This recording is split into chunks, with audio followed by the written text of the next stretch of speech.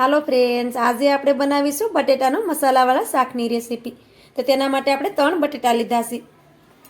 પહેલાં તો આપણે બટેટાની સેલ છે તેને કાઢી લેવાની છે।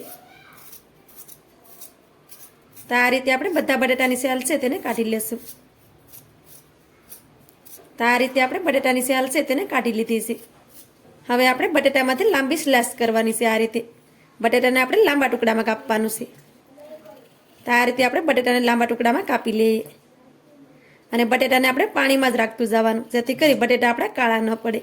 બટેટા બારા રહે તો બટેટા છે તે કાળા પડી જાય છે।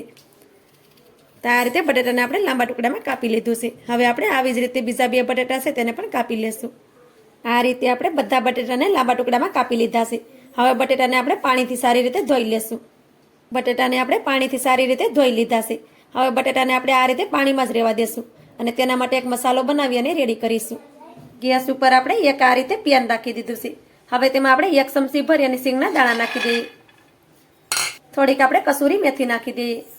2 આપણે લાલ મરચાં નાખી દઈએ। સૂકેલા લાલ મરચાં આવે છે તે લેવાના, તમારે ન નાખવા હોય તો તેને તમે કીપ પણ કરી શકો છો। 1 ચમચી ભરી આપણે સૂકેલા ધાણા નાખી દઈએ। અડધી ચમચી ભરી અને આપણે જીરું લઈ લઈએ। હવે આપણે ગેસની ફ્લેમને ચાલુ કરી દઈશું અને બધી વસ્તુને આપણે સારી રીતે શેકી લેવાની છે।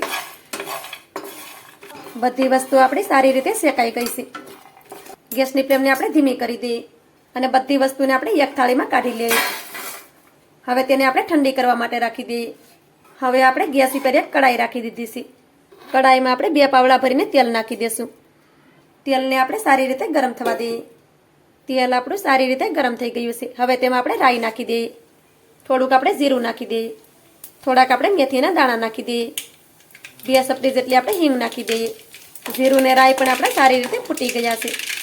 હવે તેમાં આપણે બટેટાને નાખી દઈએ। આ રીતે પાણીમાંથી કાઢી અને બટેટાને નાખી દેવાના। હવે તેમાં આપણે થોડી હળદર નાખી દઈએ। સ્વાદ પ્રમાણે મીઠું નાખી દઈએ। હવે આપણે બધી વસ્તુને સારી રીતે મિક્સ કરી દઈએ। મીઠું નાખવાથી બટેટા છે એ જલ્દી કૂક થઈ જશે। આ રીતે કઢાઈમાં ક્યારેય બટેટાનું શાક ના બનાવ્યું હોય તો એકવાર ચોક્કસથી બનાવજો। કઢાઈમાં આપણે બટેટાનું શાક બનાવીએ છીએ તો એકદમ મીઠું બને છે સ્વાદમાં। આપણે બટેટા બાફી અને પછી શાક બનાવીએ તો બટેટા મોળા પડી જતા હોય છે। તો આ રીતે બટેટા પણ સારી રીતે બફાઈ જશે। તો આ રીતે શાક બનાવશો તો બટેટા બિલકુલ પણ કાચા નહીં રહે અને સારી રીતે સડી જશે। બટેટા આપણા સારી રીતે સડી જાય તેના માટે એક થાળી રાખી દેવાની ઉપરથી। હવે તેમાં આપણે અડધા ગ્લાસ જેટલું પાણી નાખી દઈએ। આ રીતે કરશો એટલે બટેટા બિલકુલ પણ કાચા નહીં રહે અને બટેટા છે તે સારી રીતે સડી જશે। હવે તેને 5 મિનિટ સુધી સડવા દઈએ। ત્યાં સુધી આપણે મસાલાને પણ પીસી લેશું। હવે આપણા મસાલા પણ સારી રીતે ઠંડા થઈ ગયા છે। તો આપણે અહીં મિક્સરનું જાર લીધું છે, તેમાં આપણે મસાલાને નાખી દઈએ। હવે તેની ઉપર આપણે ઢાંકણ ઢાંકી દઈએ અને મસાલાને આપણે અધકચરા પીસી લઈએ। મસાલાને પણ આપણે સારી રીતે પીસી લીધા છે। મસાલાને આ રીતે અધકચરા પીસી લેવાના, તેનો આપણે ફાઇન પાવડર નહીં બનાવવાનો। આ રીતે મસાલા હોય તો બટેટામાં ખાવાની મજા આવે છે। હવે તેને આપણે સાઈડ પર રાખી દઈએ। બટેટાને પણ આપણે ધીમા ગેસ ઉપર 5 મિનિટ સુધી સડવા દીધા છે। હવે આપણે બટેટાને શેક કરી લેવાના। તો આ રીતે થાળીને આપણે લઈ લેવાની। તો 5 મિનિટ પછી તમે જોઈ શકો છો કે બટેટા આપણા સારી રીતે સડી ગયા છે। આ રીતે બટેટાને લઈ અને શેક કરી લેવાના। તો તમે જોઈ શકો છો કે બટેટા આપણા સારી રીતે સડી ગયા છે। આ રીતે તમે કરશો એટલે બટેટા છે તે સારી રીતે સડી જશે।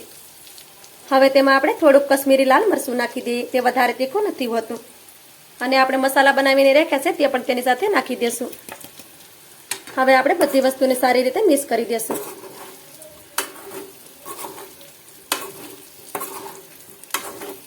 આ શાક છે તે ખાવામાં ખૂબ જ ટેસ્ટી લાગે છે અને સાથે ઝડપથી બની પણ જાય છે। આ રીતે શાક બનાવી તમે બાળકોના લંચ બોક્સમાં પણ દઈ શકો છો। તો આ રીતે બધી વસ્તુને આપણે મિક્સ કરી દીધી છે। આપણા બટેટા છે તે સારી રીતે સડી ગયા છે।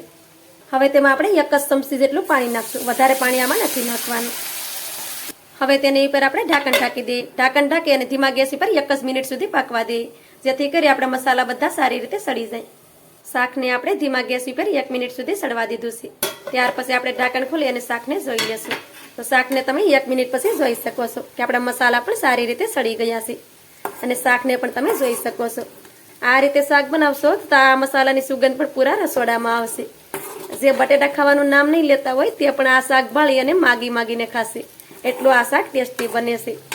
હવે આપણે ગેસની ફ્લેમને બંધ કરી દેવાની છે. ઉપરથી આપણે લીલા ધાણા નાખી દેશું. શાકને આપણે એક ડીશમાં સર્વ કરશું. શાકને તમે જોઈ શકો છો કે જોતાં જ મોઢામાં પાણી આવી જાય તેવું આપણું શાક બનીને તૈયાર છે. આ રીતે શાક તમે ચોક્કસથી બનાવજો. આ શાક નાનાથી લઈ મોટા સુધી બધાને ભાવશે, એટલું ટેસ્ટી લાગે છે. શાકને તમે જોઈ શકો છો કે આપણું શાક છે તે એકદમ પરફેક્ટ બન્યું છે. તો મારી આજની રેસીપી તમને સારી લાગી હોય તો લાઈક કરી કોમેન્ટ કરી દેજો. ચેનલ પર નવા હોય તો ચેનલને સબસ્ક્રાઈબ કરવાનું ભૂલતા નહીં. તો મળીએ એક આવી જ નવી રેસીપીની સાથે. ત્યાં સુધી બધાને જય માતાજી.